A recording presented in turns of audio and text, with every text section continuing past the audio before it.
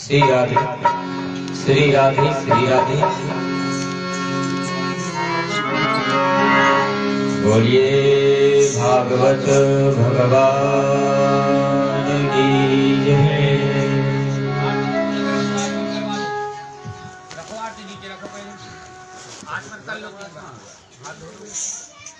हरि ओम कृष्णाय नमः। ओम नारायण नारायण तवाय भयंकरावते तिलक लगा दो शक्ति तिलकम।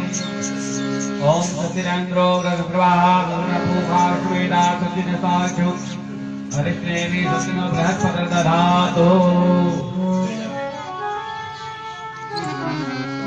क्या धुन करवा दो भगवान ध्यानार्थे संपुष्पम सबर बयाओं सत्यनारायण गुरुवाय विश्वोत्पत्ति आदि हृदय तापत्रय श्रावणाय श्री कृष्णाय वयं नमः। ओम चंद्रमा मनसो जात सख्यो सूर्यो जातो भूतवास प्राण मुखाग्नि रजातम जले हरि ओम जले ज्वाला फले ज्वाला ज्वाला पर्वत मस्तके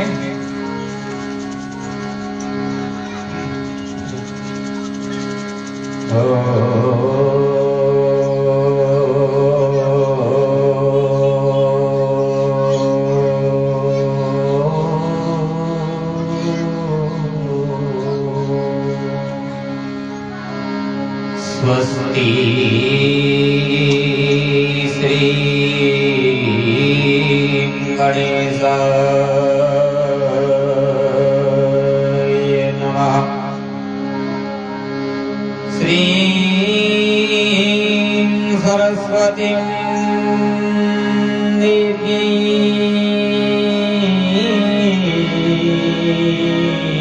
नमः। श्री रमण जन्मभ्यो नमः।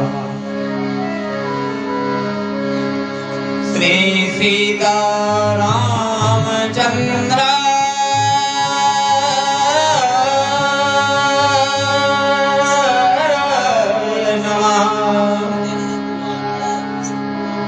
श्री परमहंस देव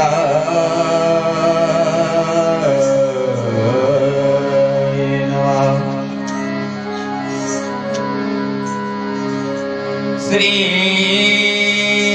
अंजनी नंदन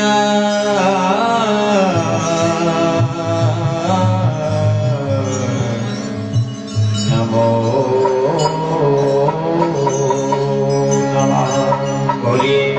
भागवत भगवान की जय।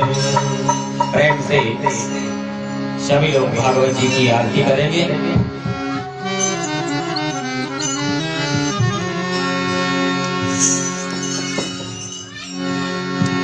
श्रीकां के बिहारी तेरी आरती गाऊं, के बिहारी तेरी आरती गाऊं, हे गिरधारी तेरी आरती गाऊं, हे गिरधारी तेरी आरती गाऊं, श्याम सुंदर तेरी आरती गाऊं, श्याम सुंदर तेरी आरती गाऊं, आरती गाऊं प्यारे श्याम को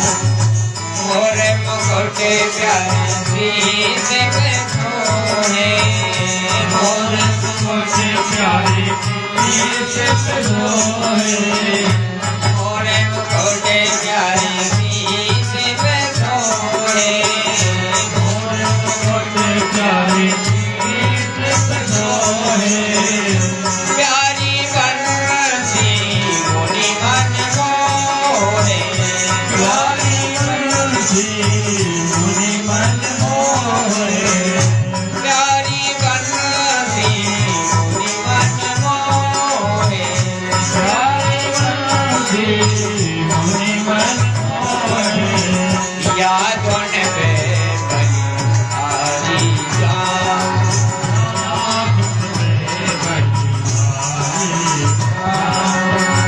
बांके बिहारी तेरी आरती गान बांके बिहारी तेरी आरती गान श्यामे सुंदर तेरी आरती गान श्यामे सुंदर तेरी चरणों से नीचे दिए गंगा प्यारी चरणों से नीचे दिए गंगा प्यारी चरणों से नीचे दिए गंगा प्यारी चरणों से नीचे दिए गंगा प्यारी जिसने सारी दुनिया तारी जिसने सारी दुनिया तारी जिसने सारी दुनिया तारी जिसने सारी दुनिया तारी मोरे चरणों में शीश नवा हरि बोल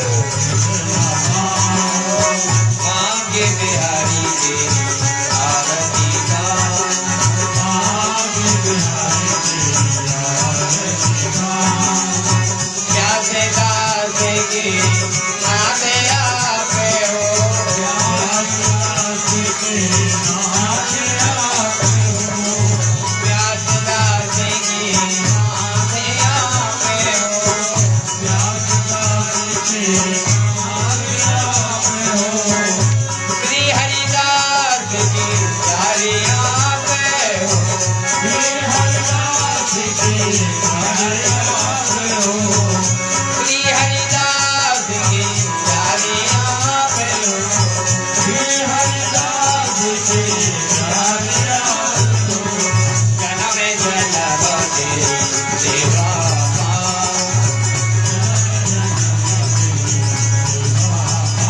बांके बिहारी तेरी आरती गान बांके बिहारी तेरी आरती गान हे गिरधारी तेरी आरती गान हे गिरधारी तेरी आरती गान श्यामे सुंदर तेरी आरती गान श्यामे सुंदर तेरी आरती गान राधा रमण तेरी आरती गान हे राजा राम तेरी आरती गान हे राजा राम तेरी आरती गान हे अवधि भैया तेरी आरती गान हे अवधि भैया तेरी आरती गान अंजनी के भैया मेरी आरती गान अंजनी के भैया तेरी आरती गान बांके बिहारी तेरी आरती गान बांके बिहारी तेरी आरती गान बांके बिहारी तेरी आरती बोलिए भागवत भगवान की जय व्यास नारायण भगवान की जय श्री सुखदेव जी महाराज की जय श्री परीक्षित जी महाराज की जय श्री सूत जी सोनक जी महाराज की जय कृष्ण कन्हैया लाल की जय राधा रानी की जय रामलला सरकार की जय। शंकर भगवान की जय। श्री गजानन भगवान की जय। श्री हनुमान जी महाराज की जय। नर्मदा मैया की जय। सतगुरुदेव भगवान की जय। संत समाज की जय। बस्ती नगर की जय। सत्य सनातन धर्म की जय जय श्री राधे।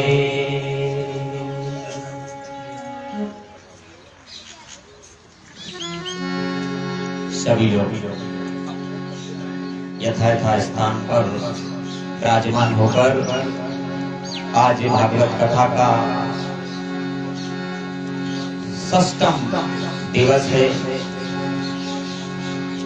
कल आप लोगों ने भगवान की बाल लीलाओं का आनंद लिया है। आज और अनंत भगवान की बाल लीलाओं का श्रवण करते हुए सभी लोग शांति बनाए रखें। इन बच्चों को शांत बिठा लें। शांति से भगवत स्मरण करते हुए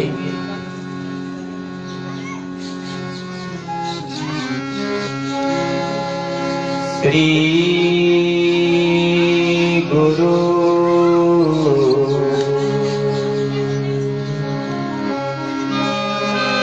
श्री गुरु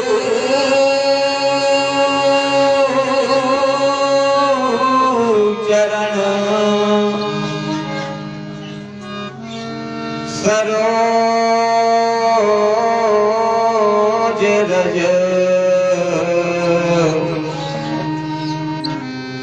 निज मन मुकुर सुधा।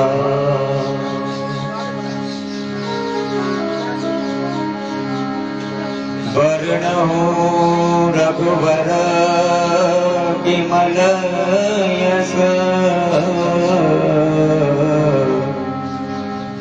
जोदायक फलचार। बुद्धिहीन दरुयानिवे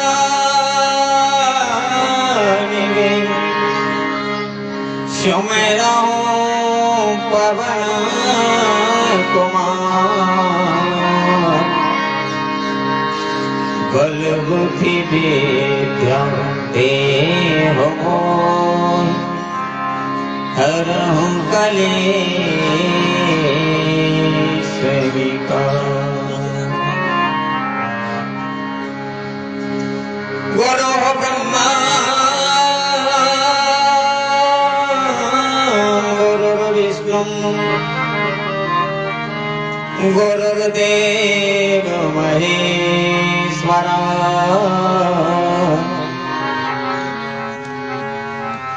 गुरुर्साक्षात् परब्रह्म तस्मै श्री गुरवे नमः।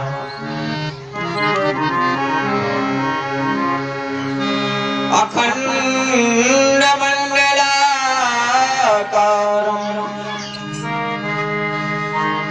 व्याप्तं येन चराचरम् यत्पदं दर्शितं मे तस्मै श्री गुरवे नमः।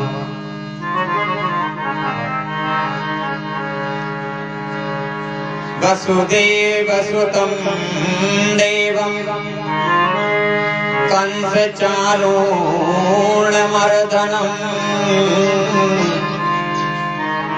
देवकी परमानन्दं कृष्णं वन्दे जगद्गुरुम्। भक्ति भक्त भगवन्त गुरु चतुर नाम बपुए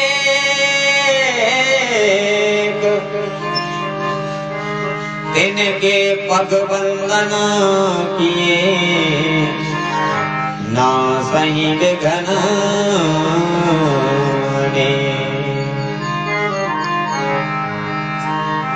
श्री राधे मेरी स्वामिनी मैं राधे तेरो दास, जन्म जन्म मोहि दीजियो राधे श्री चरणों में बास। बरसाने की राधिका नंदगांव के श्याम, इनके युगल चरणों में बारंबार प्रणाम।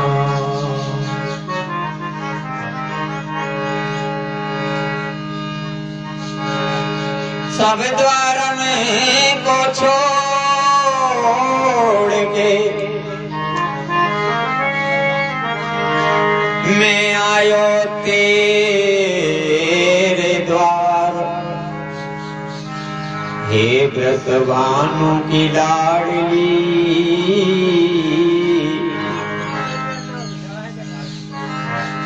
नेक मेरी ओर निहार।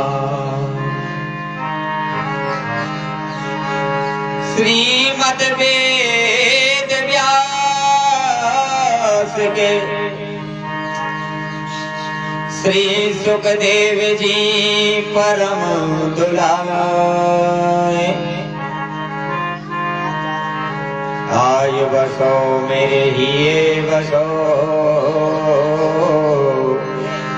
कथा कहो मम प्यारे। मांजनी के लाड़े पवन पुत्र हनुमान, आय सुवासन ग्रहण करो करो भक्तन को कल्याण।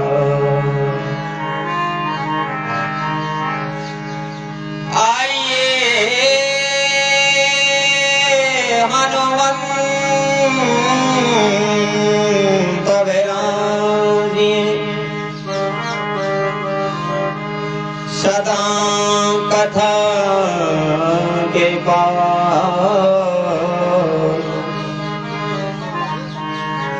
सुचि सेवक तुम राम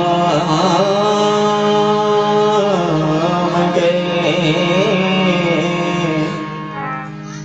मैं चरण को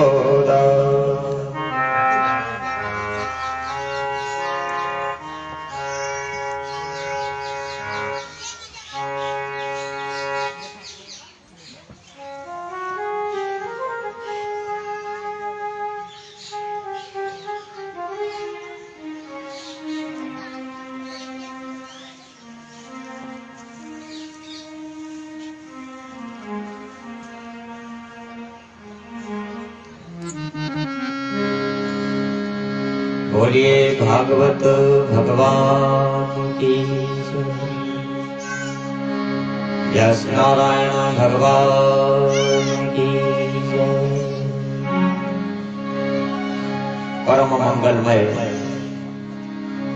अकारण करुणावरणालय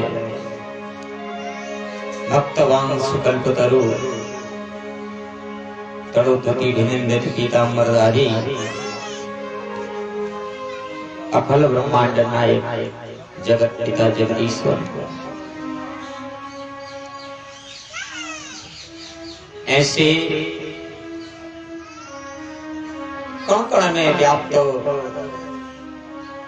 अखल ब्रह्मांड नायक आनंद कंद बांके बिहारी श्याम सुंदर मुरली मनोहर घनश्याम श्री बांके बिहारी जी के चरणों में कोटि कोटि नमन वंदन प्रणाम करते हुए भगवान कृष्ण की वांगमयी मूर्ति श्रीमद् भागवत महापुराण के चरणों में कोटि कोटि वंदन।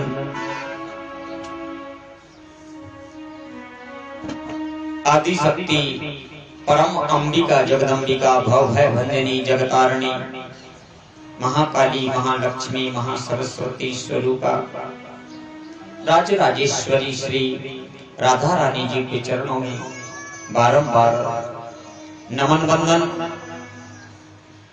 मर्यादा पुरुषोत्तम प्रभु श्री राम जी के चरणों की वंदना करते हुए अर्चनीय वंदनीय प्रातः स्मरणीय परम पूज्य सतगुरुदेव भगवान एवं कथा के रसिक अनंत बलवंत श्री हनुमंत लाल जी सरकार के चरणों में कोटि कोटि प्रणाम वंदन नमन करते हुए इस प्रांगण में विराजमान मां खेरापति माता के प्रांगण में खेरापति माता के चरणों में नमन। ग्राम के देवी देवताओं के चरणों में प्रणाम। यज्ञ में स्थापित देवताओं के चरणों में वंदन। पूजनीय विद्वत ब्राह्मण गण वंदनीय संत समाज एवं यत्र तत्र क्षेत्र से पधारे सभी भगवत प्रेमी समस्त ग्रामवासी बूढ़े बुजुर्ग भगवत प्रेमी भक्ति शक्ति की धरोहर हमारी माताएं बहनें कन्हैया के बाल स्वरूप छोटे छोटे बाल गोपाल।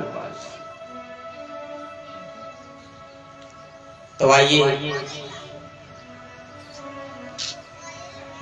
श्रीमद् भागवत कथा के पावन पुनीत शुभ अवसर पर भागवत गंगा में गोता लगाने का आज 6वां दिवस है। आइए अपने मन को भगवान के चरणों से जोड़ते हुए भगवान का नाम उच्चारण करते हुए अपनी वाणी को पवित्र करें। यह शुभ अवसर बड़े भाग्य से ही प्राप्त होता है जो कि भगवान ने कृपा करके हमारा अनमोल समय इस समय भागवत जैसी पवित्र गंगा से भगवान ने जोड़ दिया। ईश्वर की कृपा हमारे आपके ऊपर है और इस प्रकार हम लोग सत्संग से ज्ञान गंगा से जुड़े रहेंगे तो एक नित्य नया आनंद प्राप्त होगा, ज्ञान होगा, भक्ति की प्राप्ति होगी, संतान संस्कारवान होगी,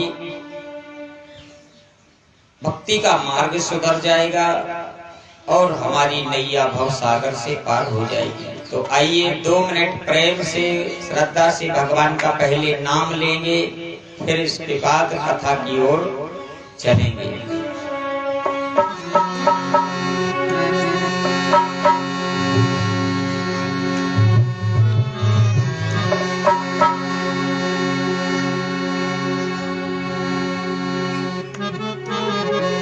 राम के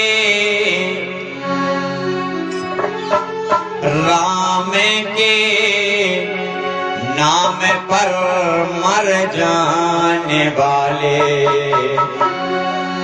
कृष्ण के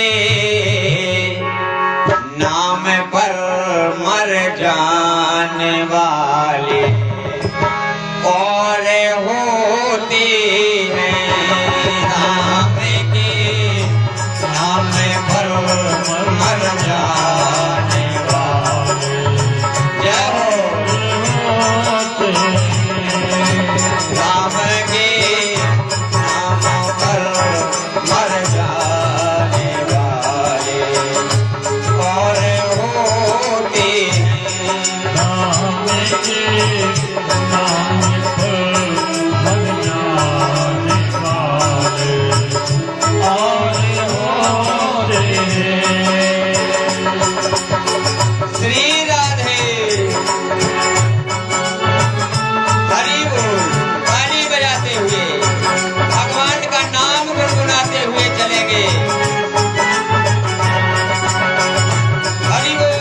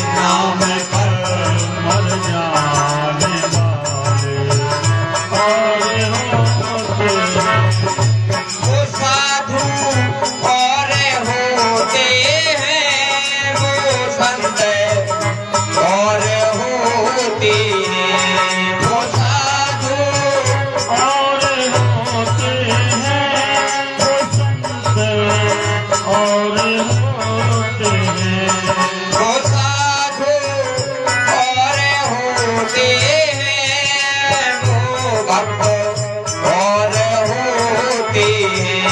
वो साधु और होते हैं, वो भक्त और होते हैं।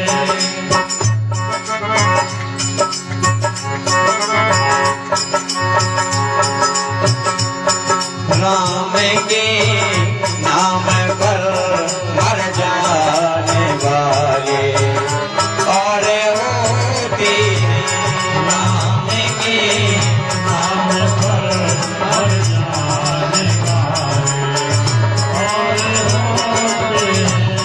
कृष्ण के नाम पर मर जाने वाले और होते हैं। राम के नाम पर मर जाने वाले और होते हैं। राम के नाम पर मर जाने वाले कोई और होते हैं। जय हो और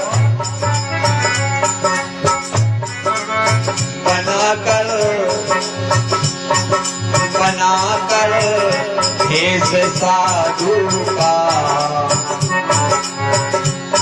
बनाते भेष साधु का वो कपटी और होते हैं। बनाते भेष साधु का वो कपटी हैं। तो मीरा और होती है वो सबरी और से हमें प्राप्त हुआ है। आज भागवत कथा का 6वां दिवस है।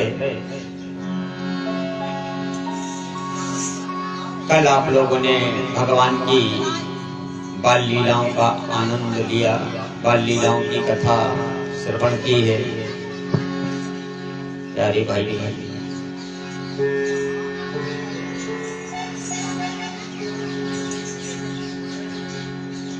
कल आप लोगों ने कथा में श्रवण किया था कि ब्रह्मा को मोह हो गया। भगवान की लीला को देख करके ब्रह्मा जैसे सृष्टि के रचयिता भी भगवान की लीला में मोहित हो गए। जो स्वयं एक रूप से सृष्टि के रचयिता हैं, वो ही एक रूप से कृष्ण बन के आए हैं।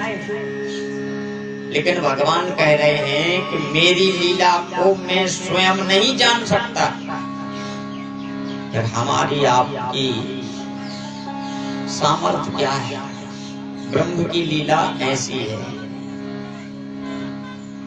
जरा आप विचार करिए कि कोई पारब्रह्म परमात्मा एक रूप से ब्रह्मा बने हैं, कोई पारब्रह्म परमात्मा एक रूप से सृष्टि में भक्तों की रक्षा करने के लिए प्रकट हुए, और जब उन्होंने लीला प्रारंभ की तो एक उन्हीं का रूप, उन्हीं की लीला को देख करके मोहित हो गया। तो प्यारे भाई बहन, भगवान की लीला बड़ी अटपटी लीला है। और भगवान ने फिर ब्रह्मा को इस मोह से जगाया, और ब्रह्मा को ये ज्ञात हुआ कि मैं पारब्रह्म परमात्मा का सेवक हूँ, जिनकी सत्ता सारी संसार में चल रही है। वो ब्रह्म, वो ईश्वर कोई और है, जिनकी कृपा से हम चल रहे हैं। ब्रह्मा का जो मोह था, वो मोह परमात्मा ने दूर किया। गोस्वामी तुलसीदास जी महाराज रामचरितमानस में लिख रहे हैं एक भक्त ने कहा है कि माया ऐसी नामिनी जो जगत रही लिपटाए, जो या की सेवा करे बापोलो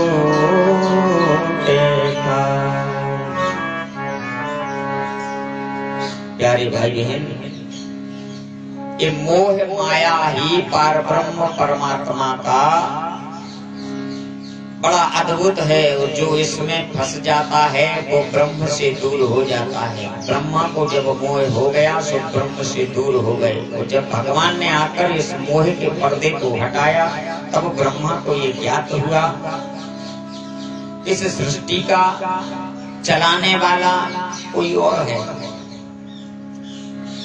ठीक इसी प्रकार जब हम संसार में आते हैं तो हम ब्रह्म को भूल जाते हैं, हम अपनी मृत्यु को भूल जाते हैं, हम भजन करना भूल जाते हैं, हम भक्ति करना भूल जाते हैं। लेकिन प्यारे भाई बहन, नर लीला करते हुए भगवान ने संसार के लोगों को यह उपदेश दिया है, ज्ञान दिया है कि ब्रह्मा भी इस मोह से नहीं बचे तो संसार में रहने वाले मनुष्यों की औकात ही क्या है। इसलिए प्यारे भाई बहन, यदि इस मोह से, इस माया से, बंधन से बचना है तो सत्संग की ओर जाना पड़ेगा, गुरु की ओर जाना पड़ेगा, संतों की सानिध्य में पहुंचना पड़ेगा, तब कहीं ये माया मोह का बंधन टूट पाएगा। लेकिन इस बात को गोस्वामी जी महाराज रामचरितमानस में कह रहे हैं कि जब जब संसार का जीव माया को, बंधन को तोड़ने का प्रयास करता है तब तब माया आकर के उसके धर्म कार्य में विघ्न उत्पन्न करती है। गोस्वामी तुलसीदास जी महाराज रामचरितमानस में लिख रहे हैं, सुंदर शब्दों में चौपाई लिखी है।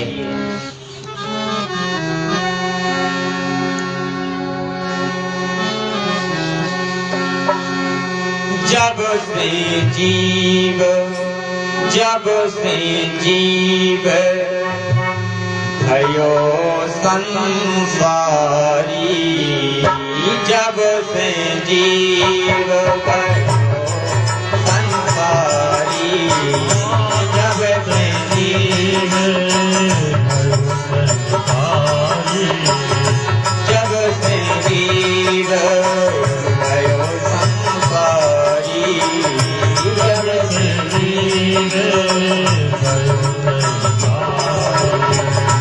छूटे न ग्रंथि न होए सुखारी, छूटे न ग्रंथि न होए सुखारी, छूटे न ग्रंथि न होए सुखारी, छूटे न ग्रंथि न होए सुखारी, जब जीव भयो संसारी, जब से जीव भयो संसारी। गोस्वामी जी महाराज लिख रहे हैं, जब से ये जीव संसार में आया, जब हम संसार में जन्म नहीं लिए थे और जब से हम संसार में आए तो हमारा नाम पड़ गया संसारी। क्या कहने लगे, हम संसार में आए तो संसारी बन गए। गोस्वामी जी महाराज चौपाई के माध्यम से लिख रहे हैं कि जीव आत्मा जो है, जब ये जीव आत्मा संसार में आई तो जब से जीव भयो संसारी, उस संसारी होते ही संसारी की माया ने इसको ऐसा पकड़ लिया कि छूटे न ग्रंथि न होए सुखारी। कौन सी ग्रंथि में बंध गया? बोले काम, क्रोध, लोभ, मोह, मद, मत्सर, अहंकार, अभिमान, अहमता, ममता, संसार की इन लुटेरों ने इस जीव को चारों तरफ से घेर करके बंदी बना लिया और ये काम क्रोध के बस में जीवात्मा हो गया, परमात्मा से दूर हो गया। अब इससे भजन नहीं होता है, अब इससे भक्ति नहीं होती है, अब व्रत नहीं होता है, अब तीर्थ यात्रा नहीं जाता, क्योंकि काम क्रोध लोभ मोह ने जकड़ दिया है। प्यारे भाई, तो गोस्वामी जी महाराज देखिए, इस कथा को काकभूषुंडी जी महाराज गणुर जी को सुना रहे और गणुर जी से काकभूषुंडी जी महाराज कहते हैं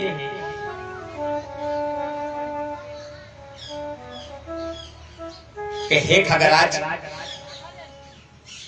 जब जब जीवात्मा अपने माया के बंधन को काटने का प्रयास करती है, जब ये विचार करती है कि मुझे और अधिक माया के बंधन में आसक्त नहीं होना है, मुझे भगवान की ओर जाना है, बोली जब जब ये जीवात्मा ऐसा प्रयास करती है, माया के बंधन को खोलना चाहती है, उस अविद्या की गांठ को खोलने का जब जब ये प्रयास करती है, तब तब क्या होता है? तो गोस्वामी जी महाराज चौपाई के माध्यम से लिख रहे हैं,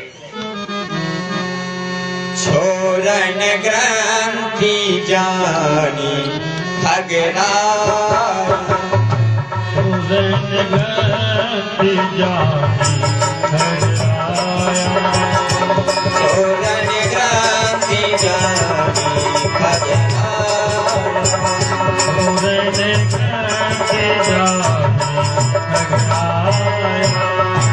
छोरन ग्रंथि जानी खगराया,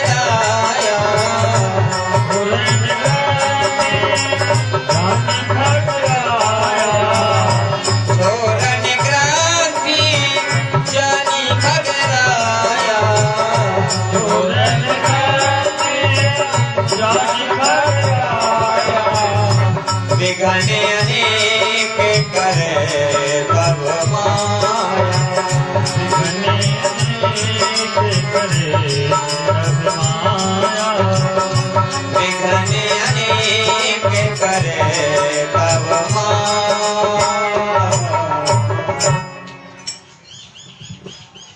काकभूषुंडी जी महाराज गरुड़ जी से कह रहे हैं कि हे खगपति, हे खगराज, जब जब जीवात्मा माया के बंधन को खोलने के लिए किसी तीर्थ की ओर जाता है, सत्संग की ओर जाता है, भजन भक्ति करता है, तो उसके लिए बार बार उसकी परीक्षा ली जाती है। ध्यान रखना, जो भजन भक्ति करता है उसकी परीक्षा भगवान बार बार लेते हैं और बार बार उसके ऊपर संकट पे संकट आता है, आपत्ति आती है, विपत्ति आती है, परेशानी आती है, लेकिन भक्त तो वो ही सही है जो संसार के इस सागर में आकर के सफर कर रहा है। वो जब इस संसार की सफर में आया है, सफर करेगा तो ब्रज भी आएगा, पुलिया भी आएगी, मोड़ भी आएगा, उतार भी आएगा, चढ़ाव भी आएगा, लेकिन इस संसार रूपी सफर में, संसार का सफर तय करते हुए जो परमात्मा की भक्ति से विलग नहीं होगा, हटेगा नहीं, बढ़ता ही जाएगा, उसकी नैया भव सागर से पार निश्चित है। बोलो भागवत भगवान की। तो प्यारे भाई बहन, हम इस संसार रूपी सफर में आए हैं, सफर करना है, लेकिन घबराना नहीं है। आपत्ति आएगी, विपत्ति आएगी, लेकिन परमात्मा का नाम लेकर के हमें चलना है। और जहाँ भगवान का नाम लेकर के हम चलेंगे, कितना बड़ा ही संकट क्यों ना आ जाए, लेकिन उस संकट को दूर होना ही पड़ेगा, क्योंकि परमात्मा हमारे साथ खड़ा है। प्यारे भाई, मैं नहीं कह रहा हूं, गोस्वामी तुलसीदास जी महाराज स्पष्ट कह रहे कि छोरन ग्रंथि जानी खगराया, विघ्न अनेक करे तब माया। जब जीव इस अविद्या की, काम क्रोध की ग्रंथि को खोलने के लिए भजन भक्ति करने का प्रयास करने बैठेगा तो कोई ना कोई समस्या आ जाएगी। तभी भजन करने बैठे और पता चलो कि घर में रिश्तेदार आ गए। अब भजन करेंगे कि रिश्तेदारों को संभालेंगे? तो यही तो माया है, इसी को माया कहा है कि जब भजन करने बैठेगा तभी इसको काम आ जाएगा, और भजन करने बैठेगा तो मन लगेगा नहीं, मन इधर उधर संसार में भटकेगा, संसार की दुनियादारी के रिश्ते इसको याद आएंगे, लेकिन परमात्मा याद नहीं आएगा। क्यों नहीं आएगा? क्योंकि सच्ची आत्मा से इसने भगवान का स्मरण नहीं किया, भगवान की कथा नहीं सुनी, इसलिए इसको भगवान। प्यारे भाई बहन, भगवान की लीला बड़ी अपरंपार लीला है। आज भागवत कथा का 6वां दिवस है और गंगा मैया का तट है। सुखदेव जी महाराज गंगा के तट पर विराजमान हैं। सुखताल तीर्थ में कल कल करती हुई गंगा मैया बह रही हैं। शीतल मंद वायु चल रही है, मधुर वाणी में पंछी बोल रहे हैं। राजर्षि महर्षि देव ऋषि यक्ष गंधर्व किन्नर, समस्त पर्वत पहाड़, समस्त नदियां, समस्त तीर्थ विद्यमान हैं और भगवान की अमृतमयी कथा में गोता लगा रहे हैं। सुखदेव जी महाराज कहते हैं, राजन, भगवान की माया से केवल भगवान का नाम ही बचा सकता है, और जिसने अपनी जिह्वा पर भगवान का नाम रख लिया, माया उसका कुछ बिगाड़ नहीं सकती। इसलिए तो बार बार हम आपसे कहते हैं कि कुछ आदत सुधार ले। क्या कर ले? अरे चाय पीने की आदत बनाई, भोजन करने की आदत बनाई, बीड़ी पीने की आदत बनाई, दुनिया में घूमने की आदत बनाई, भजन करने की आदत क्यों नहीं बनाई?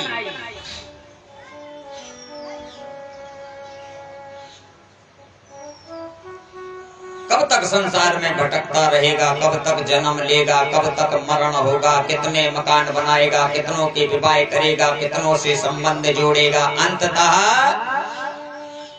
आत्मा के निकलते ही संसार के सारे बंधन टूट जाते हैं, और जो बंधन हमें जोड़ना है वो तो जोड़ा ही नहीं प्यारे। अरे जहां जाना है पुरुष को क्या जवाब देगा? संसार के लिए तो तू सब कुछ कर रहा है, अपने लिए कुछ किया?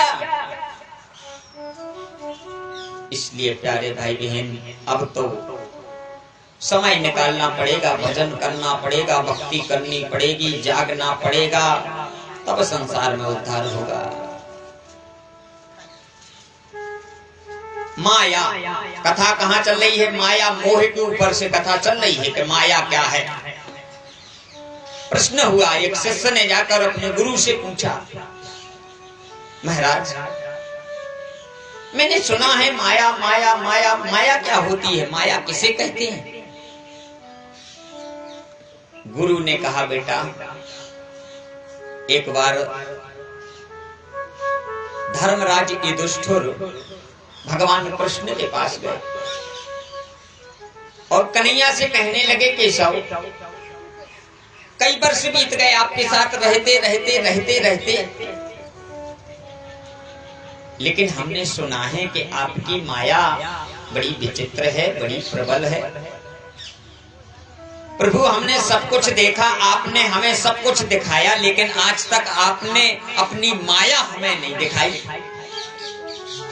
प्यारे भाई बहन ध्यान देना, धर्मराज ने जाकर कृष्ण से कहा कि आपने सब कुछ तो हमें दिखाया, लेकिन आपने माया आज तक हमें नहीं दिखाई, इसलिए आपके चरणों में मेरी प्रार्थना है, मैं आज माया देखना चाहता हूँ।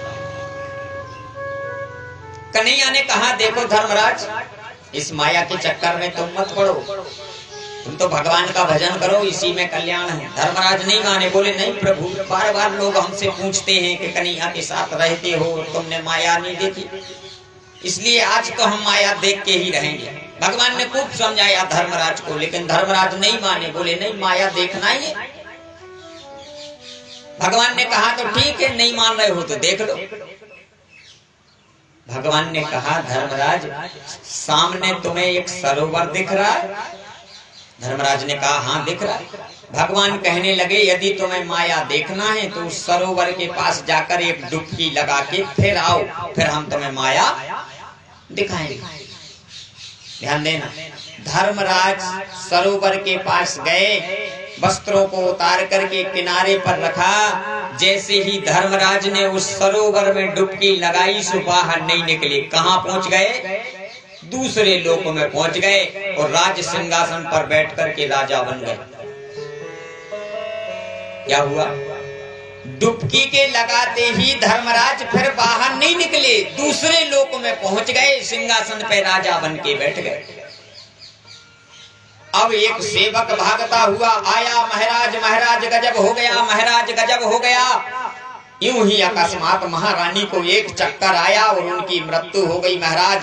और इस राज्य का नियम है कि यदि रानी समाप्त हो जाती है तो राजा को चिता पे बैठना पड़ता है, और राजा समाप्त होता है तो रानी को चिता पे बैठना पड़ता है। इसलिए महाराज तुम तैयार हो जाओ, रानी समाप्त हो गई, चिता तैयार है, बस आपकी चलने की देर है। ध्यान देना। धर्मराज क्या देख रहे हैं? माया। और जब सेवक ने कहा तैयार हो जाओ, चिता पे बैठना है, तो धर्मराज को बात याद आ गई कि हम माया ने देखते तो मरते ने, अब तो हम बेमौत मर गए। ध्यान देना। धर्मराज क्या सोच रहे हैं अपने मन में कि ना हम केशव से कहते कि हमें माया दिखा दो, और ना हमें इस लोक में आके राजा बनना पड़ता, और ना आज हमें अग्नि की चिता में बैठना पड़ता। अब तो समस्या गंभीर हो गई, अब क्या करें?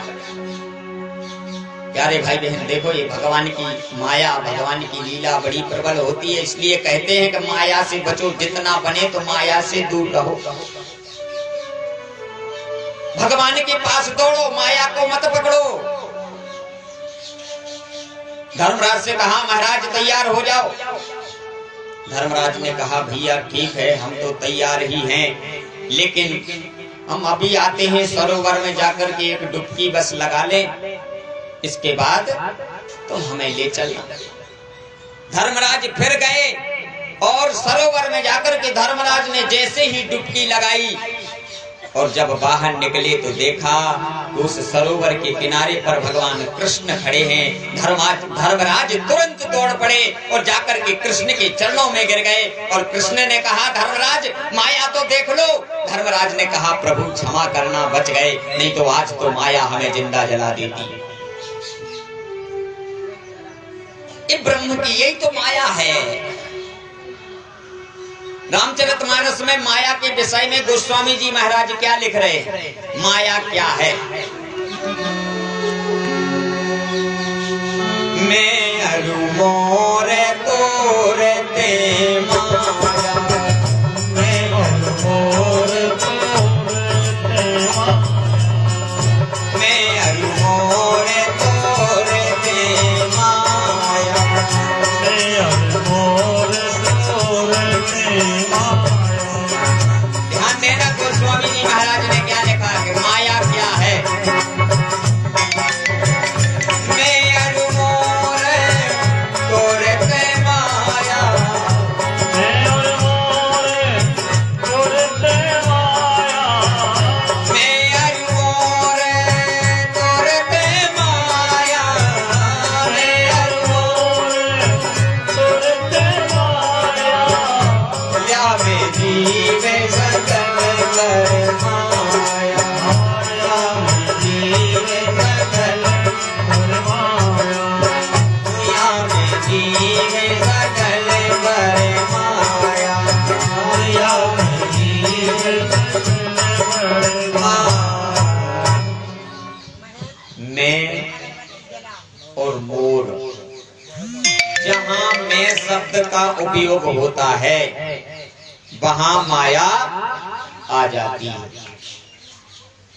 सुखदेव जी महाराज राजा परीक्षित को कथा सुना रहे हैं, भगवान शंकर पार्वती मैया को कथा सुना रहे हैं, सूत जी महाराज सौनकादि 88,000 ऋषियों को कथा सुना रहे हैं। यही इसी बात को रामायण कह रही है, मैं अरु मोर तोरते माया, और भागवत कह रही है जहां मैं शब्द लगता है, मैं माने माया, इसलिए मैं शब्द को हटाना है। मतलब यदि आप भगवान को भोग लगा रहे हो और यदि भाव आपने प्रकट किया कि मैं प्रसाद लाया, तो फिर जहां मैं शब्द लग जाता है वहां भोग नहीं लगता। मैं माने मक्खी, मैं की मक्खी गिर गई। मतलब दूध, एक गिलास दूध लेकर के भगवान के पास भोग लगाने गए और मन में विचार आया कि मैं दूध लेके आया हूं, प्रभु भोग लगाइए। तो भगवान कह रहे हैं तेरा क्या था जो तू लेके आया, सब कुछ मैंने ही तो दिया है, तेरे पास था ही क्या, जो कुछ आज तेरे पास है वो सब मेरा ही है। लेकिन संसार में आकर के किसी दूसरे की वस्तु को तू अपनी समझने लगा, जो दूसरे का है उसको तू मैं शब्द कहने लगा कि ये मेरा है। तो प्यारे भाई बहन, जहां दूध का गिलास लेकर के तुम भगवान के पास गए और मैं शब्द जहां तुमने लगा दिया, तो समझ लेना कि मक्खी गिर गई दूध में। अब दूध में मक्खी गिर जाएगी तो बताओ, उस मक्खी डले हुए दूध को कोई पीता है क्या? नहीं पीता ना। दूध में मक्खी गिर जाए तो संसार का मनुष्य फिर उस दूध को छोड़ देता है, फेंक देता है, पीता नहीं। और परमात्मा के पास हम दूध का गिलास लेकर गए, मैं शब्द लगा दिया, मक्खी गिर गई। और जब मक्खी गिरा हुआ दूध संसार का प्राणी नहीं पीता तो परमात्मा कैसे पिएगा? इसलिए भगवान ने कहा है कि मैं अरु तोर तोर ते माया, ये मेरा है, ये मेरा है, ये मेरा है, ये मेरा मेरा छोड़। वहां भगवान से कहना है कि मेरा मुझ में कुछ नहीं, मेरा मुझ में कुछ नहीं, वो जो कुछ है सब तोर, वो तेरा तुझको सौंप दिया, फिर क्या लागे मोर। प्रभु मेरा कुछ नहीं है, टूटा फूटा आपका दिया आपको अर्पण कर रहे हैं। प्यारी भाई बहन, तो एक विद्वान कह रहा है कि मैं माने मक्खी, मैं शब्द को हटा करके कह दो कि प्रभु तेरा है, मेरा नहीं है। और जहां तेरा शब्द लग जाता है तो मक्खी निकल जाती है और तुलसी गिर जाती है। तू माने तुलसी और मैं माने मक्खी, इतना ही अंतर है माया में, समझ जाना। मैं माने मक्खी और तू माने तुलसी। जहां मक्खी गिर जाती है वहां भोग नहीं लगता है, और जहां तुलसी गिर जाती है वहां भोग लगाने की आवश्यकता नहीं पड़ती, भोग अपने आप लग जाता है। बोलो भागवत भगवान की। तो प्यारे भाई बहन, भगवान की लीला बड़ी विचित्र लीला है, अपरंपार है। भगवान ने ब्रह्मा का मोह दूर किया, कंस का भेजा हुआ धेनुकासुर नाम का राक्षस आता है, कृष्ण को मारने के लिए भगवान नर लीला करते हुए धेनुकासुर राक्षस का उद्धार करते हैं। एक दिव्य ज्योति निकलती है, ब्रह्म में लीन हो जाती है, देवता ढोल नगाड़े बजाने लगते हैं, कन्हैया की जय जयकार होने लगती है। बोलो कृष्ण कन्हैया लाल की जय। इसके आगे चलकर कालिया नाग, जो भगवान ने जमुना जी के अंदर कालिया नाग रहता था, उस कालिया नाग को भगवान ने नाथ करके जमुना को पवित्र किया। यहाँ पर परीक्षित जी महाराज ने सुखदेव जी से प्रश्न किया है कि महाराज जी कालिया नाग जमुना जी में क्यों रहता था? तब सुखदेव जी महाराज कहने लगे कि राजन, मथुरा का जो राजा कंस था, मथुरा का राजा कंस को जब से पता चला कि देवकी का 8वां पुत्र नंदगांव में है, तब से कंस हाथ धो करके कन्हैया के पीछे पड़ गया। ने एक पत्र लिखा, क्या हुआ? एक पत्र कंस ने लिखा वसुदेव के यहाँ। पत्र को लिख करके कंस ने वसुदेव के महलों में भेजा। और क्या लिखा उसमें? हे वसुदेव, जमुना जल के अंदर एक पुष्पों का सुंदर बगीचा है, उस बगीचा के पुष्पों की मुझे आवश्यकता है। इसलिए हे वसुदेव, वो पुष्प भिजवाने की कृपा करें। ऐसा संदेशा लिख करके कंस ने वसुदेव के पास भेजा। वसुदेव ने जब उसको पत्र को पढ़ा तो वसुदेव बड़े चिंतित होने लगे कि ये तो कृष्ण को मारने की चाल चली है कंस ने।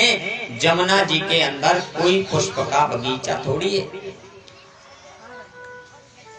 तो सुखदेव जी महाराज कहते हैं, राजन एक दिन वसुदेव खिन्न मन से बैठे थे, तब कृष्ण ने जाकर के पूछ लिया कि बाबा आज तुम्हारा मन बड़ा खिन्न सा लग रहा है, चेहरा उदास दिख रहा है, मन में बेचैनी है।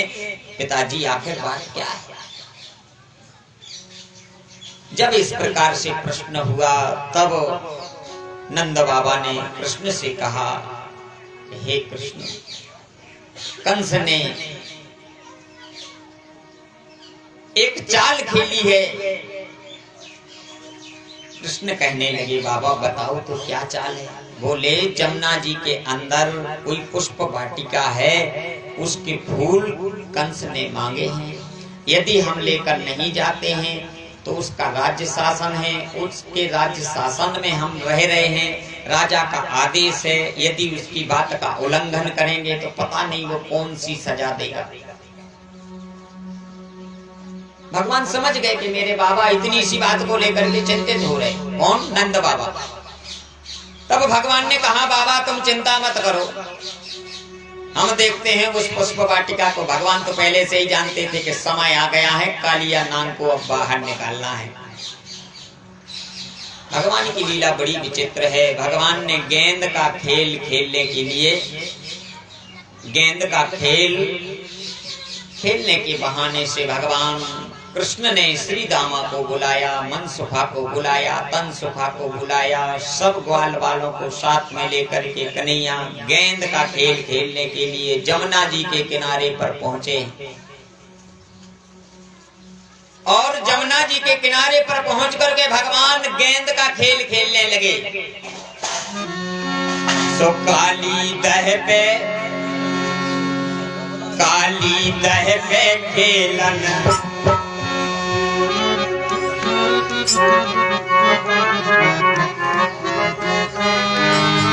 काली दह पे खेलन आयो री मेरो बारो सो कन्हैया।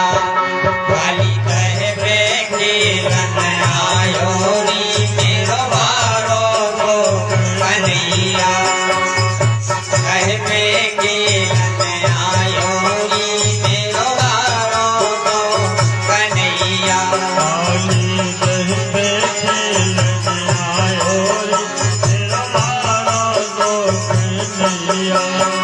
मेरो बारो तो कन्हैया, मेरो छोटो तो कन्हैया। मेरो बारो तो कन्हैया, मेरो छोटो तो मेरो बारो तो कन्हैया, मेरो छोटो तो कन्हैया। मेरो बारो तो कन्हैया, काली काली काली दह पे खेलन आयो री मेरो बारो तो कन्हैया। काली दह पे खेलन आयो री मेरो बारो तो कन्हैया।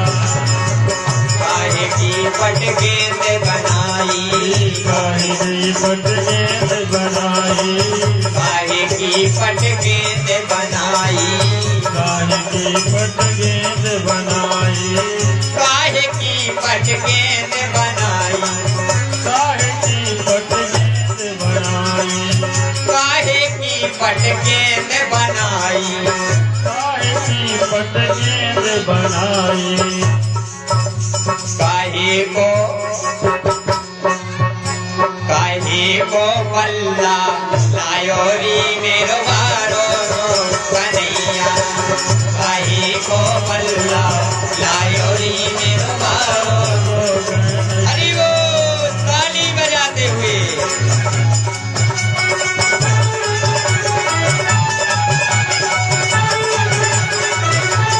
श्री राधे।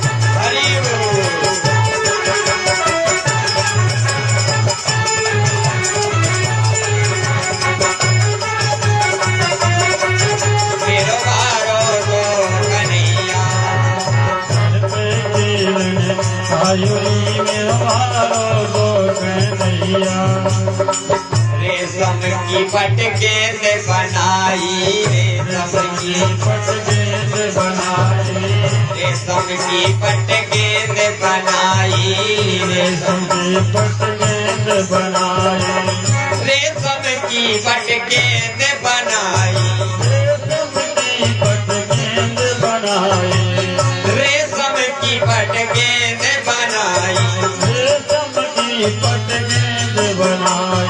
और चंदन को जय हो, इस चंदन को बल्ला लायोरी मेरो भारो दो कन्हैया, चंदन को बल्ला लायोरी मेरो भारो ओ कन्हैया, काली दहबे खेलन आयोरी मेरो भारो दो कन्हैया, काली दहबे खेलन आयोरी मेरो भारो दो कन्हैया, काली दहबे खेलन आयोरी मेरो भारो दो कन्हैया, काली दहबे खेलन आयोरी मेरो भारो दो कन्हैया।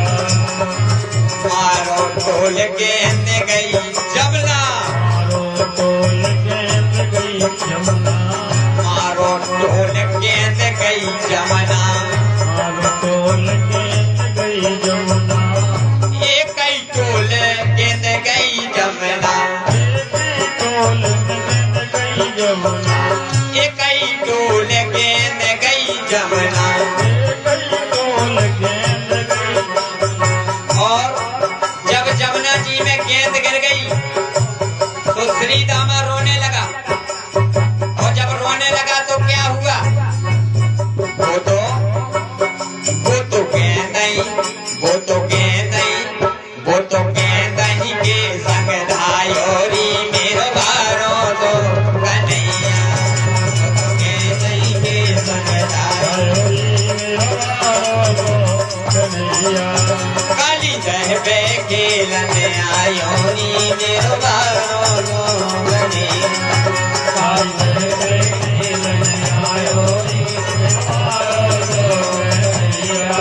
काली दहबे खेलन आयोरी मेरो भारो दो कन्हैया, मेरो भारो दो कन्हैया।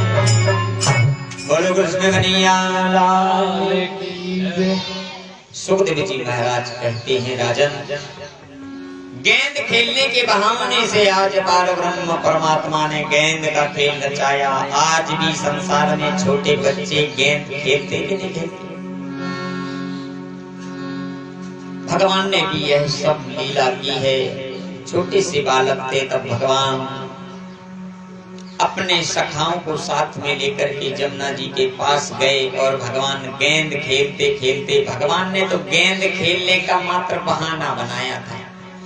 यदि हकीकत बात देखी जाए तो बोले जमुना जी के अंदर जो कालिया नाग था, भगवान को तो उसको भगाना था, गेंद का तो केवल बहाना था।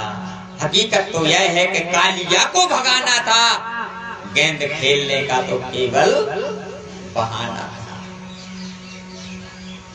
और भगवान ने गेंद खेलते खेलते जब एक टोल लगाया तो गेंद जाकर के जमुना जी में गिरी, सुश्री दामा रोने लगा। लाला मैं तो वही गेंद लंगो, दूसरी गेंद ना चाहिए। अरे तू चिंता मत कर, घर तो चल, एक गेंद गिरी है ना, चल 5 ले लेना।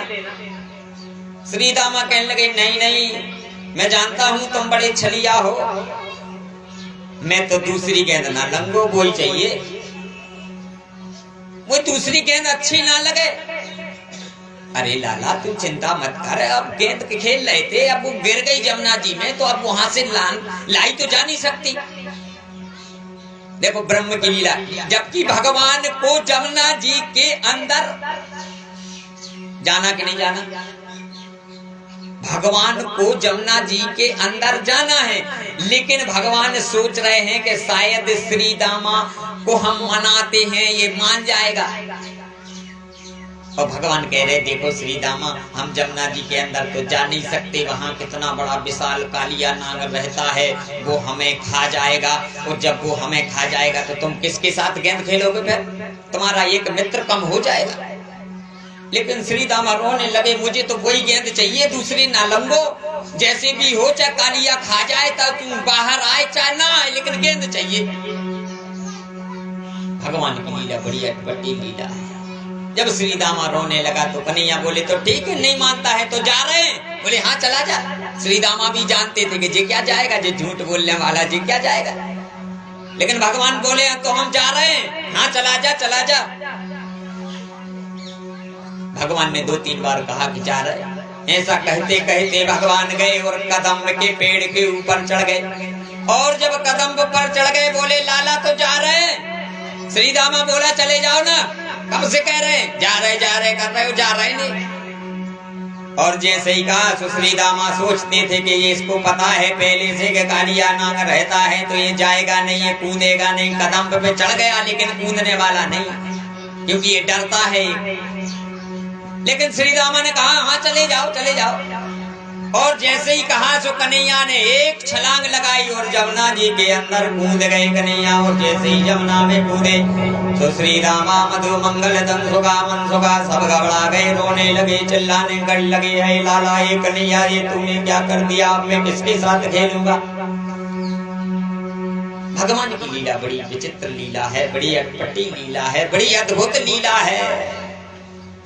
और भगवान की लीला को जानना, भगवान की लीला को समझना, भगवान की लीला को, ये सबके बस की बात नहीं है। गोस्वामी जी महाराज लिख रहे हैं रामायण के, ब्रह्म की लीला कोई जान सकता है जिसके ऊपर ब्रह्म की कृपा होती है, बाकी सबके बस की बात। सोई जाने जेहु देव जना, सोई जाने जेहु जना, सोई जाने जेहु देव जना,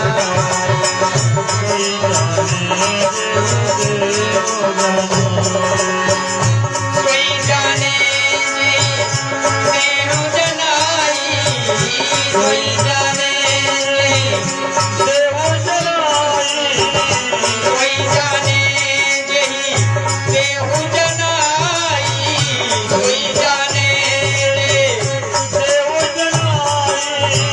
और जानत तो मानी तो मई हुई जाय, जानत तो मानी तो मई हुई जाय, जानत तो मई हुई जाय, जानत तो मई हुई जाय।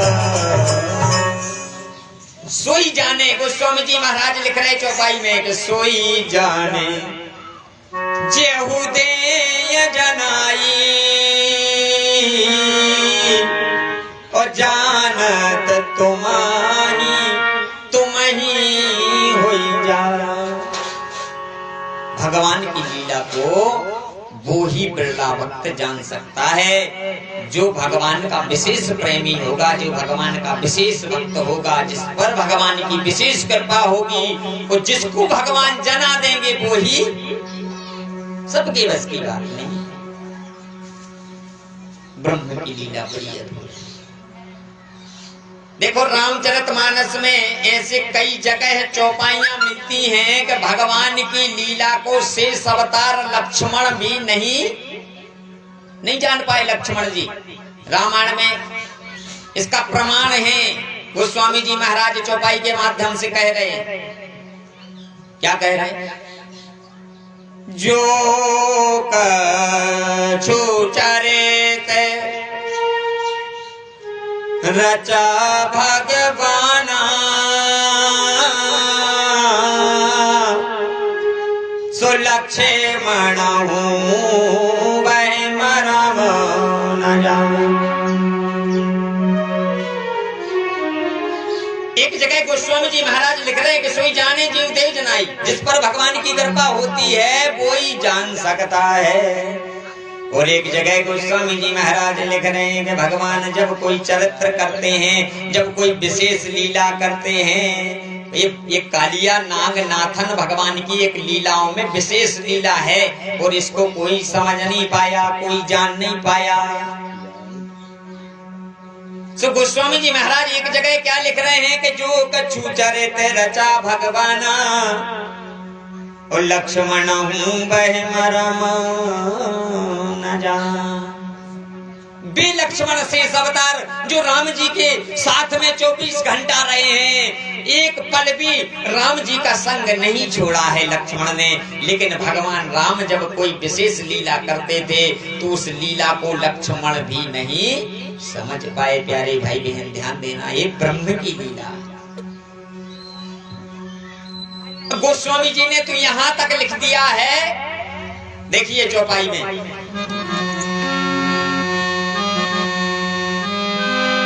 के विधि हरि शंभो, ये विधि हरि शंभो नचावनी हारे।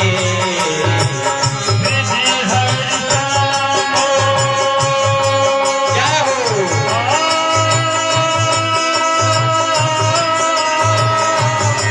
हरि बोल।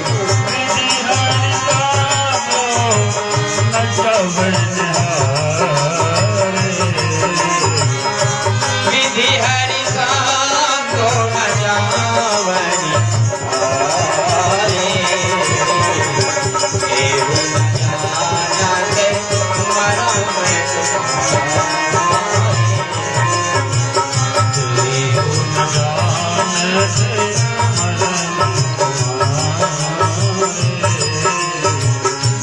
केहू न जानत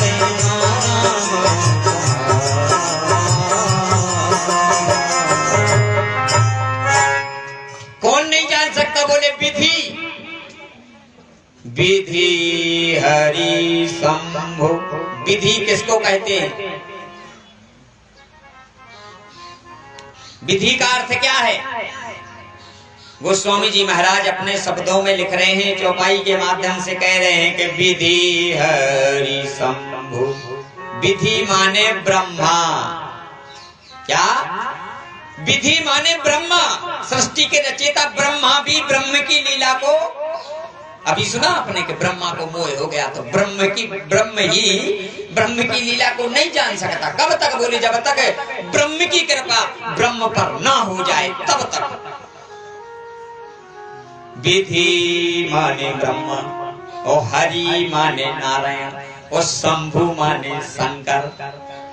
क्या लिखा है?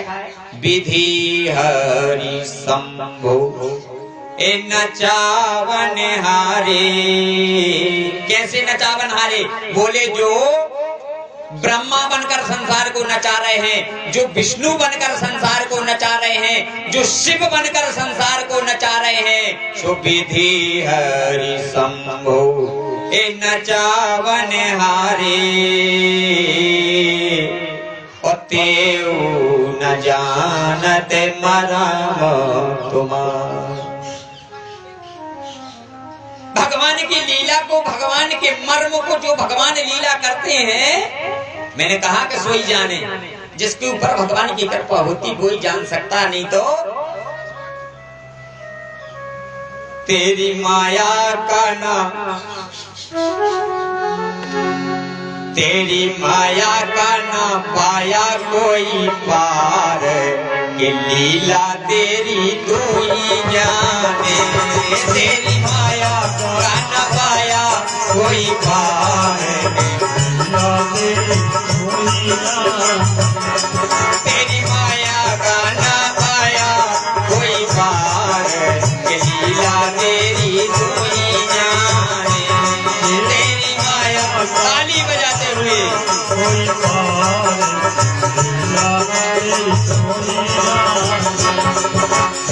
ए तू ही जाने रे श्यामा, तू ही जाने रे, तू ही जाने रे श्यामा,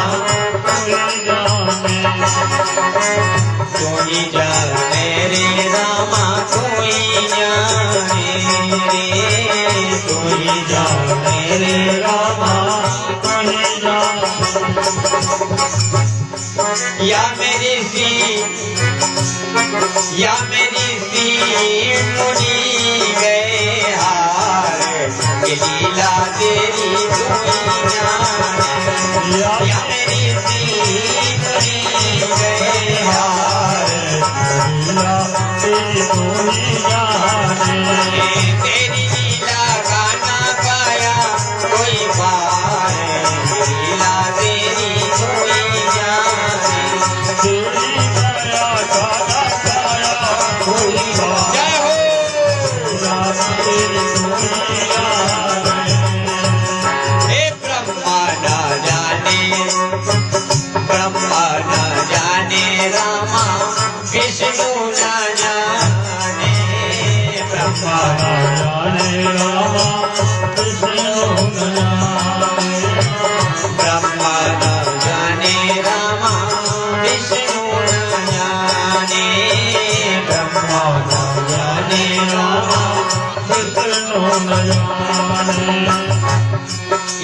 शिव जी गए हैं हार, ये लीला तेरी कोई जाने। श्याम शिव जी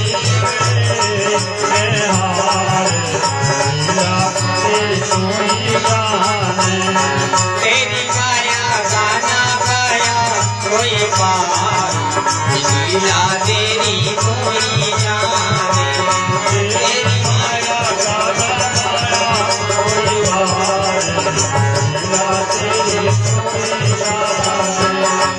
तेरी लीला बड़ी है अपरंपार, ये लीला तेरी कोई जाने। हरि बोल।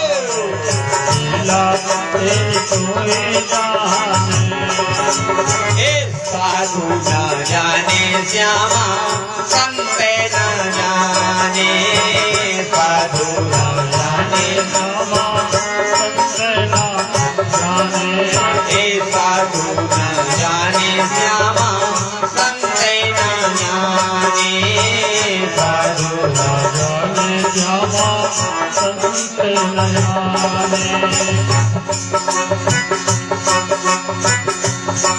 या में बहती है भगती की धार, के लीला तेरी कोई जाने। या में बहती है भगती की धार, के लीला तेरी कोई जाने। तेरी माया गाना पाया कोई पार, के लीला तेरी कोई जाने।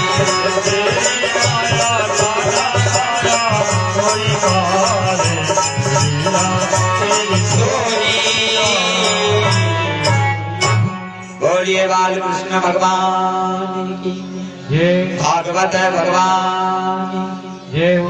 भगवान की लीला बड़ी अद्भुत है, सोई जाने जे देव जनाए।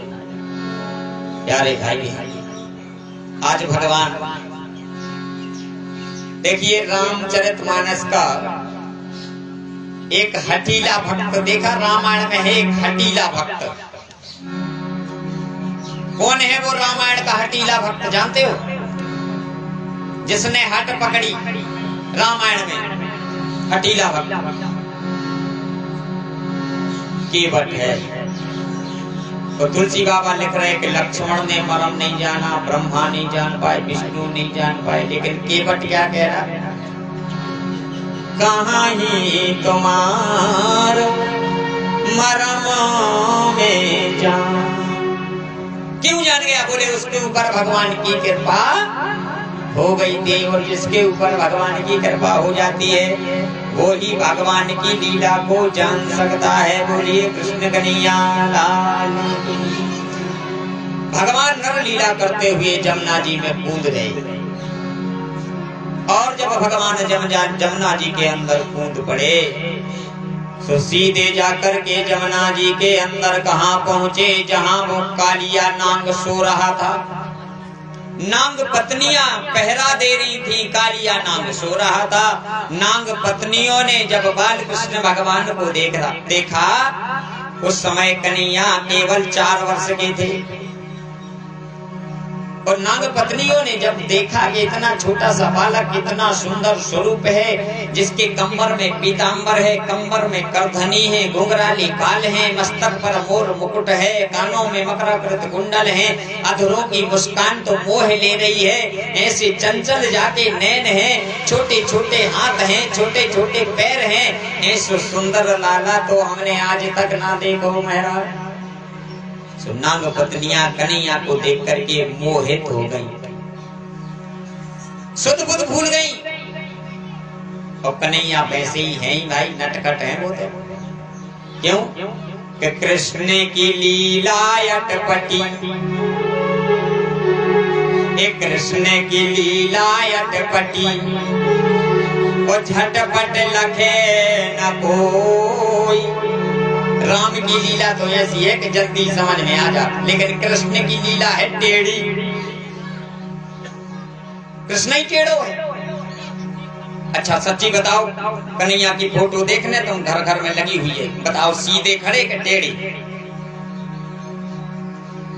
कन्हैया कभी सीधे खड़े होते ही नहीं है, ये तो एक पांव ऐसो लगा कर टेढ़े खड़े है कि नहीं।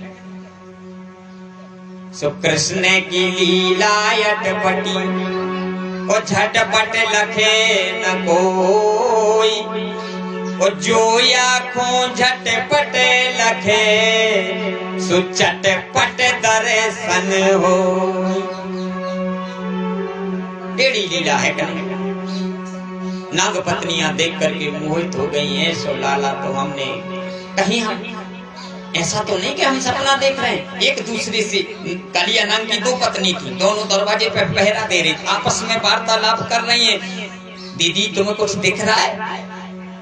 वो कह रही दीदी तुम्हें दिख रहा है? बोले हाँ हमें तो दिख रहा है। बोले हमें भी दिख रहा है। बोले क्या दिख रहा है? बोले ऐसा दिख रहा है जो आज तक देखा ही नहीं। क्या दिख रहा है? बोले जो आज तक नहीं देखा वो दिख रहा है। ऐसा तो हमने सपने में भी नहीं देखा, हमें कुछ हकीकत सा दिख रहा है। बोले हमें भी हकीकत लग रहा है। इतने में भगवान मुस्कुराने लगे। दोनों की बातों को सुनकर के कन्हैया मंद मंद मुस्कुराने लगे। और कन्हैया की मंद मुस्कान सुन करके नागपतियों ने विचार किया कहीं भूल गया होगा, छोटा सा है कितना सुंदर है, भूल से गलती से यहाँ आ गया है और अभी तो हमारे पति देवता सो रहे हैं। सो नागपत्नियां पास में गई और बोली लाला तुम यहाँ इस मार्ग पर क्यों आ गए? ये तो बहुत कठिन रास्ता है और अभी हमारे पति देव सो रहे हैं, यदि जग जाएंगे तो जीवित नहीं छोड़ेंगे, तुम्हें खा जाएंगे। नाग पत्नियां कहने लगी कन्हैया तुम्हारा सुंदर रूप देख करके हम तो मनमुग्ध हो गए, रोम रोम रोमांचित हो गया है। इसलिए लाला एक काम कर, गलती से तुम यहाँ आ गए हो, यहाँ न तेरो घर है, न यहाँ तेरी मैया है, न यहाँ तेरे बाबा हैं, फिर तुम यहाँ कैसे आ गए हो? चल हम तुझे घर छोड़ देते। कन्हैया कहने लगे कि सुनो तो, अरे हम उनकी खोज में आए। बोले किसकी खोज में? बोले वो कालिया नाग कहाँ रहता है, हम उनकी खोज करने के लिए यहाँ आए। तो नाग पत्नियां तो बापने लगी कि इतना छोटा सा बालक है और बात इतनी खोटी कर रहा है। कन्हैया कहने के लिए हाँ हम उसी की खोज में आए हैं, जाओ जगाओ उसको। नाग पत्नियों ने कन्हैया को खूब समझाया। सुखदेव जी महाराज कहते हैं राजन भगवान की लीला बड़ी अद्भुत लीला है।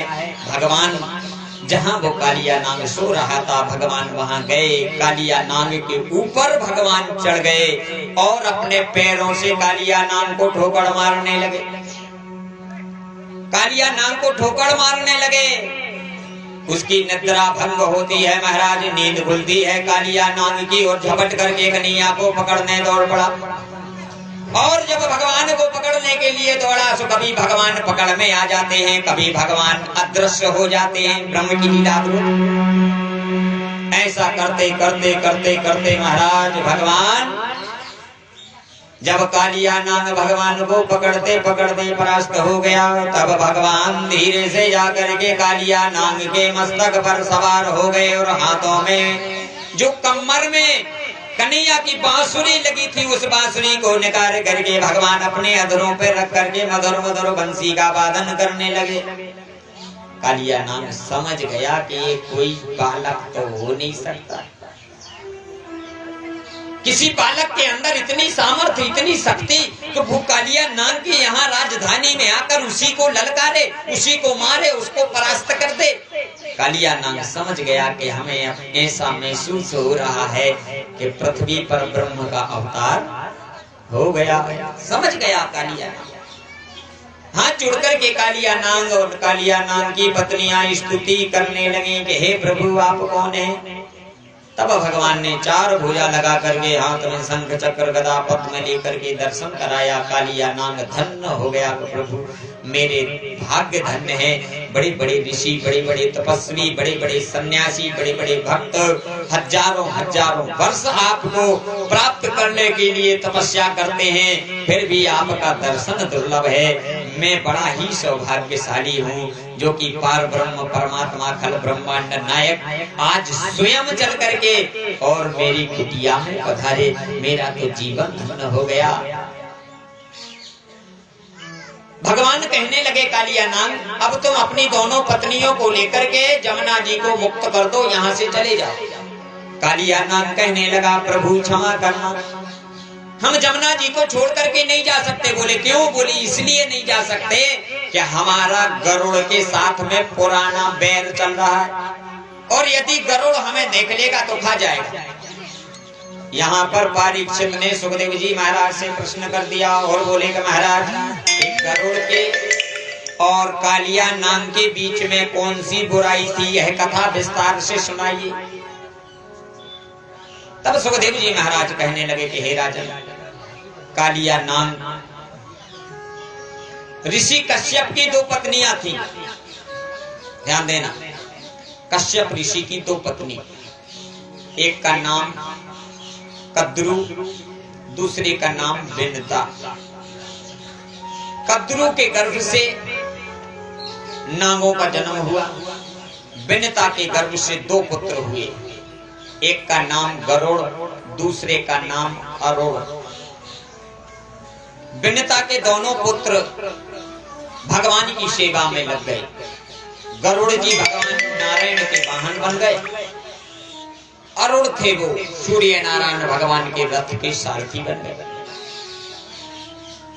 कद्रु के यहाँ नागों ने जन्म लिया था। सुखदेव जी महाराज कहते हैं राजन, एक दिन कश्यप ऋषि की दोनों पत्नी आपस में बैठी बैठी वार्तालाप करने लगी, और वार्तालाप करते करते करते करते इनमें प्रसंग छिड़ गया कि बताओ सूर्य नारायण भगवान के रथ में कौन से रंग के घोड़ा जुते हुए हैं, कौन से रंग के घोड़ाओं के द्वारा सूर्य भगवान का रथ निकलता है। आपस में इन दोनों का प्रसंग छिड़ गया। कोई कह रहा है काले घोड़ा है, कोई कह रहा है सफेद घोड़ा है, कोई कह रहा है लाल घोड़ा है। आपस में प्रसंग छिड़ गया। चलते चलते चर्चा बात यहाँ तक पहुंच गई कि जिसकी बात सत्य निकलेगी वो रानी बन जाएगी, और जिसकी बात झूठ निकलेगी उसको दासी बन के महलों में रहना पड़ेगा। सुखदेव जी महाराज कहते हैं कि राजन, विनता का पुत्र जिसका नाम था अरुण, वो सूर्य नारायण भगवान का सारथी था। वो जब जब अपनी माँ के पास आता था, कभी वार्तालाप होती थी, चर्चा होती थी, तो वो विनता को भली भांति बताता था कि सूर्य भगवान के रथ में सफेद रंग के घोड़ा है। इस बात को विनता जानती थी, तो विनता ने कहा सफेद रंग के हैं। कद्रु कहने लगी नहीं नहीं काले रंग के हैं। इसी प्रसंग में महाराज बात बढ़ गई। बढ़ते बढ़ते बात यहाँ तक पहुंची कि ठीक है, कल प्रातः कालीन सूर्य भगवान का रथ निकलेगा, देख लेना। यदि सफेद रंग के घोड़ा होंगे तो विनता दास रानी बन जाएगी, और काले रंग के घोड़ा होंगे तो कद्रु रानी बन जाएगी। प्रसंग छिड़ गया। महाराज प्रातः काल हुआ, रात्रि व्यतीत हुई, सूर्य भगवान निकले। दोनों रानियों ने महल की अटारी के ऊपर जाकर के सूर्य भगवान की ओर देखा। सूर्य भगवान के रथ के जो घोड़ा थे वो सफेद रंग के ही थे। इसमें कद्रु जो है वो नागों की माँ है, वो हार गई। अब कद्रु जब हार गई तो कद्रु को महलों में दासी बन के रहना पड़ा। वो गरुड़ की माता विनता रानी बन गई। सुखदेव जी महाराज कहते हैं राजन, एक दिन नागों ने विचार किया कि चलो बहुत दिन बीत गए हैं, माँ से मिलाते हैं। तो नाग देवता अपनी माँ कद्रु के पास मिलने के लिए गए, और महलों में जाकर जब देखा कि यहाँ तो मेरी माता की कोई रीझ बूझ नहीं है, यहाँ तो ये दासी का काम कर रही। तब नागों ने पूछा, माँ तुम्हारी ये हालत कैसे हो गई? अरे महलों में राजा को एक समान दोनों पत्नियों को दर्जा देना चाहिए, लेकिन इस महलों में यह भेद कैसे हो गया? कद्रु कहने लगी, बेटा क्या बताएं, हमारा भाग्य कुछ ऐसा निकला कि हम दोनों आपस में शर्त लगे थे, और शर्त हम हार गए कि सूर्य भगवान के रथ में सफेद घोड़ा है। यह विनता ने कहा था, और मैंने कह दिया था कि काले रंग के घोड़ा, इसलिए मैं हार गई, सुदासी बन गई, और विनता जीत गई तो वो रानी बन गई। नाग देवता कहने लगे, अच्छा तो ये अरुण ने चाल की है, अपनी माँ को पहले से बता दिया था कि सफेद रंग के घोड़ा है, नहीं तो विनता को कहां से पता? क्या वो थोड़ी ना सूर्य भगवान का रथ चलाती? अच्छा मेरी माँ के साथ में इनने छल कपट किया। सुखदेव जी महाराज कहते हैं, राजन जब नाग देवताओं ने ऐसा मन में विचार किया सो अपनी माँ को समझाया, माँ तुम चिंता मत करो, हम सब नाग जा रहे हैं सूर्य लोक, और सूर्य लोक में जाकर हम सब नाग देवता सूर्य भगवान के रथ में जो घोड़ा रथ को चलाते हैं, उन घोड़ों में जाकर के हम सब नाग लिपट जाएंगे, तो सफेद रंग के घोड़ा काले हो जाएंगे। ध्यान देना, अब जो है वो सब नाग सूर्य लोक की यात्रा पे चल दिए, और जाकर के सभी नाग सूर्य भगवान के रथ के घोड़ा जो थे उनमें जाकर के लिपट गए। सुबह कद्रू ने महल के ऊपर बिंता को बुलाया और कहा, देखो तुमने उस दिन हमें छल कपट से अपने पुत्रों की सहायता लेकर के हरा दिया था, देख लो हकीकत भेद खुल गया। सत्य बात तो यह है कि सूर्य भगवान के रथ के जो घोड़ा हैं वे काले रंग के हैं, तुमने छल कपट करके हमें हरा दिया था। तो सुखदेव जी महाराज कहते हैं, राजन जब सूर्य भगवान के रथ के घोड़ा बिनता ने आंखों से देखे कि काले हैं, सो बिनता हार गई। अब कद्रू रानी बन गई और बिनता दासी बन गई। अब एक दिन गरुड़ भी आए और अरुण भी आए, देखा महलों में, अरे माँ तुम्हारी ये हालत, तुम दासी बन के रहती हो। हाँ बेटा, हम थोड़ी जानते थे कि हमारी संतान हमसे झूठ बोलेगी। माँ मैंने क्या झूठ बोला? बेटा तुमने कहा था कि सूर्य भगवान के रथ के घोड़ा सफेद हैं। हाँ माँ, तो सत्य तो कहा हमने, कोई झूठ थोड़ी बोला। अरे बेटा हमने जब देखा था तो वो काले रंग के घोड़ा थे। प्यारे भाई बहन, सुखदेव जी महाराज कहते हैं, हे राजन, गरुड़ जी महाराज बड़े ही ब्रह्मज्ञानी थे। गरुड़ ने आंख बंद करके विचार किया कि हो ना हो इसमें नागों की चाल है।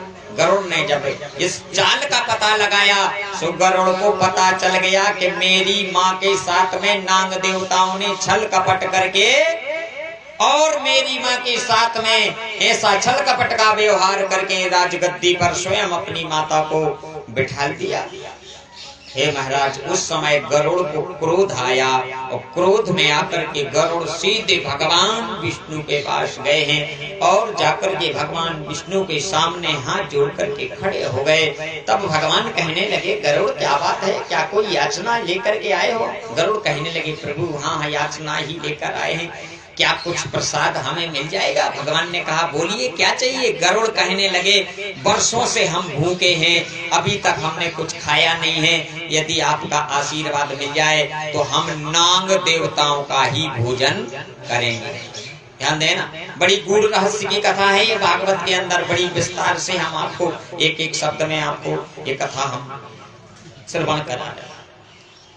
जब गरुड़ ने जाकर भगवान नारायण के सामने खड़े होकर हाथ जोड़कर के प्रार्थना की, तब भगवान कहने लगे, गरुड़ ये तुमने क्या मांग लिया? लेकिन गरुड़ चिंता मत करो, तुमने मांगा है तथा अस्तु वरदान हम देते हैं, लेकिन एक बार में ही पूरे नागों का भोजन मत करना।